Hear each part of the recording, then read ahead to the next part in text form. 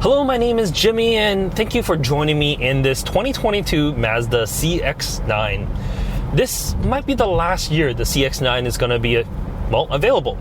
Mazda did already say they're going to replace it, or at least introduce a new model, the CX-90, as well as the CX-70. 90 being a 3-row, and the 70 being the 2-row. There's also the CX-80, as well as the CX-60 that's available in other countries.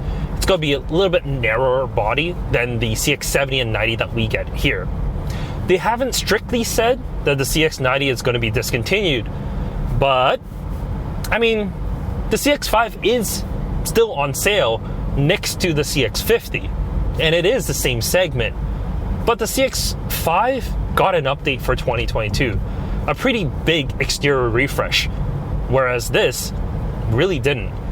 The only thing that it really got as an update is, I think, the infotainment screen in Canada. We got the big one now, whereas in the US you had that last year.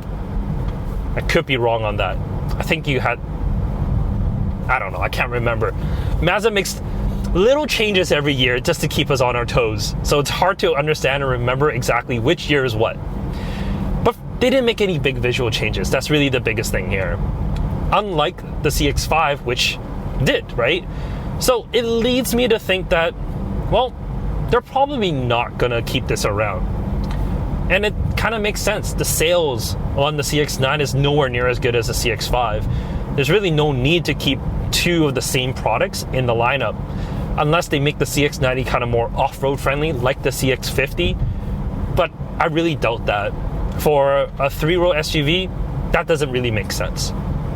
But anyways, this video's, well, it's a fond farewell to this really, really good 3-row compromised SUV. If you look at just the numbers, if you're just looking at engine, fuel economy, space, size, nothing really the CX-9 is going to be the best at. Maybe like torque figures, because at 320 pound-feet with premium, it's probably one of the, highest in the segment. But other than that, like nothing else really is the best in the segment. So if you're looking at strictly numbers, the CX-9 is not going to catch your attention at all. What will catch your attention is if you owned a Mazda product before, you're going to love how Mazdas drive and feel. They have a distinct, feeling about them. It's very different than any other, Japanese products. Because driving around in like a Honda Pilot or a Nissan Pathfinder, it just feels like a car. This feels like, something a little bit more substantial. It feels a little bit more European. And that's just something that they dialed into the vehicle. It's not easy for them to do, but they've done it.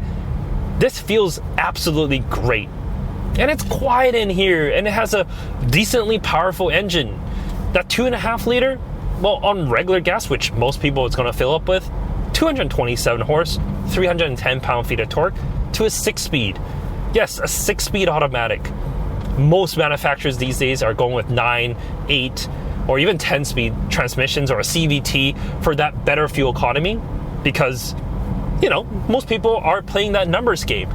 Mazda doesn't care, because Mazda tuned their cars for, just the amount of feel and the feedback that you get with it. Because I'm going like 60 right now, kilometers per hour. If I floor it, it's an immediate step down and accelerate. If you do that with like a Honda Pilot or the Pathfinder, there's going to be a delay before it's like, you want to shift down? Let me do that. But are you sure? Okay, let me do that for you. There's always a delay with other manufacturers. And because all of that, it's because of the EPA numbers. They want to hit really, really good fuel economy numbers. What I have found is in most Mazda products, I was able to beat the EPA figures. Whereas other products, I'm not saying I can't beat it, but I have to try. On Mazda products, I don't have to. It's quite easy to beat those, whatever the city and the highway claims are. And that's one of the best things about it. For 2022, this is the signature model. So just to give you a little bit of information, heated and cooled seats up here, Napa leather, super, super soft, really, really nice. If you step down a trim, you still get leather, just not as good as these Napa leather seats are. When you get in this vehicle, the smell and the aroma of the leather, it's crazy. It just goes back to how it feels like, well, an European vehicle, because that's what they do really well. The Signature Edition here, it's a 6-passenger layout, so I got captain seats in the back, and because it has captain seats, well, I have this big center console in the middle. That's where your heated seat button is. It's better than the Signature models in the past, where it was like a bench and the heated seat control was in the armrest, and I had to fold that down to activate it. So, I mean, it wasn't like the end of the world, but it was a little bit more, well, inconvenient, let's say. For 2017 and up, they updated the structural integrity of the vehicle.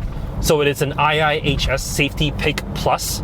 So it has all the safety features that you need. You and your family, you're going to be 100% safe in here. There's literally nothing for you to worry about.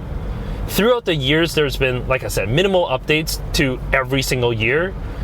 I think the best year for the CX-9 might not be the 2022, but the 2020 and a half or 2021. That's when you get the standard size infotainment, but that's when they also put in the Apple CarPlay and Android Auto as wireless. With this larger widescreen unit, it is, I mean, the interface is a little bit different. I wouldn't say it's better or worse, but I appreciate wireless CarPlay and Android Auto more than this wider screen unit. But, I mean, if you don't mind plugging a cable in, then, you know, you can just do whichever way you like. It's up to you at that point. In my opinion, you can't go wrong with any of the CX-9s from 2016 all the way till now. I would probably actually shy away from the 2016 simply because of the crash test results. They did update it for 2017, which made it quite a bit better. So if you're shopping around for a good, solid 3-row SUV that is fun to drive, that has good engine management system, this is definitely one of them. However, if you don't care about that, you want fuel economy, you want the biggest in this class, definitely shop elsewhere. And that's totally fine. In any case, take care, have a great day, and we'll see you on the next one.